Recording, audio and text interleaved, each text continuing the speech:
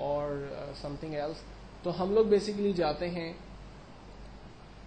Find and select کے option کے اندر, اور یہاں سے کمنٹس پہلے ایڈ کرتے ہیں. کمنٹس ایڈ کرنے کے لیے ہمارے پاس ریویو کا مینیو بھی اویلیبل ہے. یہاں سے بھی ہم لوگ اس کمانڈ کو یوز کر سکتے ہیں. لائک نیو کمنٹس پہ جاتے ہیں اور میں اس پر ایک سمپل کمنٹ دے دیتا ہوں مینیجر.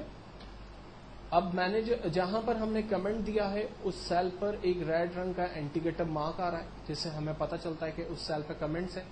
اس کمنٹس کو ریویو کرنا چاہتے ہیں آپ, تو اپنے ماؤس کو اس سیل کے اوپر رکھیں گے تو وہ کمنٹ باکس آپ کو پرماننٹلی نظر آئے گا.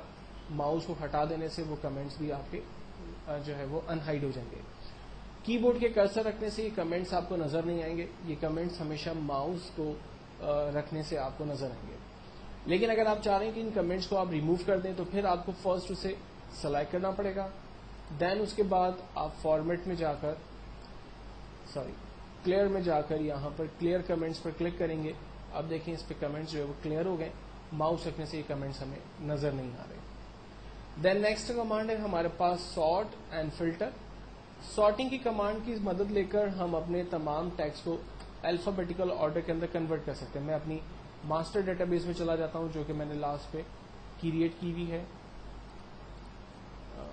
اس کی ڈپلیکیٹ کاپی پر آ جاتے ہیں. سوری, میں چاہوں کہ یہ تمام نام میرے پاس الفابیٹیکل آرڈر میں آ جائیں. تو ایسا کرنے کے لیے میں پہلے نیم کے کالم پہ موجود ہوں اور سارٹ اینڈ فلٹر کی کمانڈ کو یوز کرتے ہوئے A to Z per click کرتا ہوں.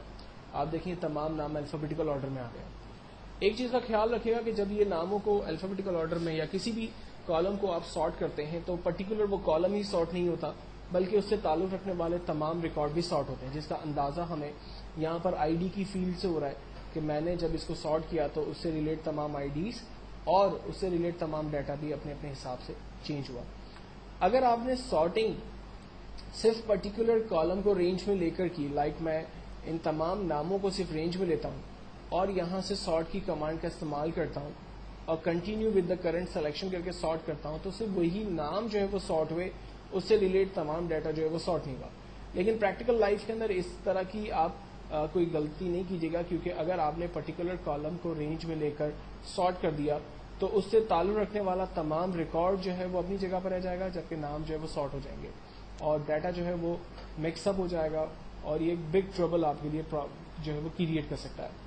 تو سارٹنگ سے ریلیٹ کمانڈ کو یوز کرنے کا طریقہ یہی ہوگا کہ آپ کسی بھی ہیڈنگ پر کھڑے رہیں اور پھر آپ سارٹ کی کمانڈ کو استعمال کرتے ہوئے A to Z کریں. A to Z کرنے سے تمام نام الفابیٹیکل آرڈر میں A to Z آرڈر میں آتے ہیں, اور اگر آپ Z to A کریں گے تو یہی تمام ریکارڈز اپوزٹ پوزیشن کے اندر آپ کو نظر آتے ہیں.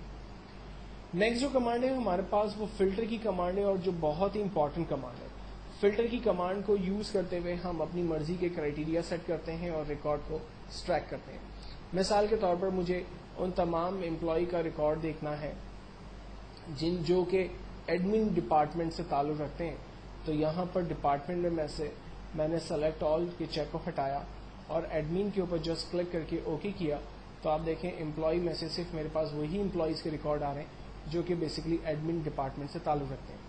اور اگر میں اس کو دوبارہ سے آل کر کے اوکے کرتا ہوں تو تمام ریکارڈز میرے پاس آ گئے. اگر میں چاہتا ہوں کہ میرے پاس تمام اکاؤنٹس ڈپارٹمنٹ کے امپلائی آ جائیں تو میں صرف اکاؤنٹس ڈپارٹمنٹ پہ کلک کرتا ہوں, وہی امپلائیز میرے پاس نظر آ رہے ہیں. تو فلٹر کی مدد لے کر آپ اپنی مرضی کے ریکارڈ کو ایکسٹریکٹ کر سکتے ہیں.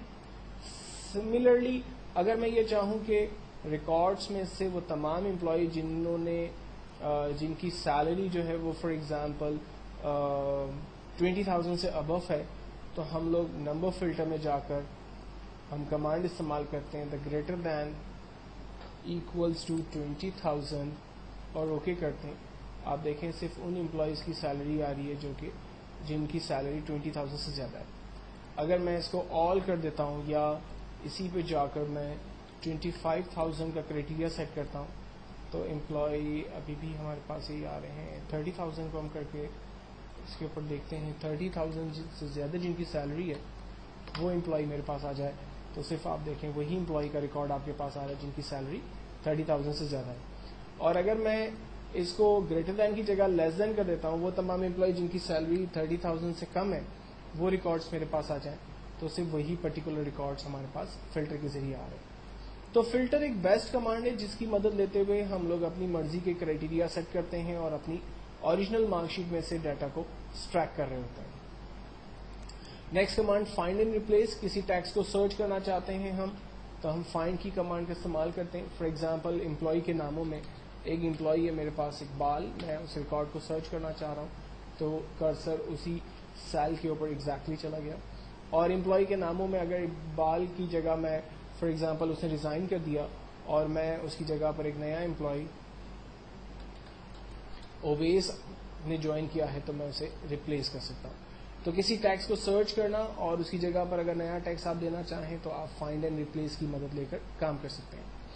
جبکہ گو ٹو کی مدد سے آپ پرٹیکولر کسی سیل تک جا سکتے ہیں. فار ایگزامپل میں cell number AA line number 5000 پہ جانا چاہتا ہوں تو جب میں نے AA 5000 لے کر انٹر کیا تو آپ دیکھیں میرا کرسر ایگزیکٹلی اس سیل پہ چلا گیا, یعنی AA کالم لائن نمبر 5000 پہ. اور اگر میں دوبارہ اپنے سیل پر جانا چاہتا ہوں تو میں گو ٹو کی مدد لے کر A1 لکھ کر اوکے کروں گا تو میں دوبارہ اپنے پرٹیکولر یعنی پہلے سیل پر آ گیا. یہی طریقہ ہم یہاں پر اس فارمولا بار پہ ایڈریس بار پہ جا کر بھی کر سکتے ہیں. لائک میں نے اس سیل پر کلک کیا اور یہاں پر میں نے کہا کہ مجھے BB کالم لائن نمبر 3000 پہ جانا ہے تو آپ دیکھیں میں نے BB 3000 لے کر انٹر کیا, اس سے کالم نمبر BB اور رو نمبر 3000 کے سیل پر مجھے پہنچا دیا. اگر مجھے دوبارہ اپنے اوریجنل سیل پہ جانا ہے تو میں نے A1 لکھ کر انٹر کیا, دوبارہ میں اپنے پہلے سیل پر پہنچ گیا.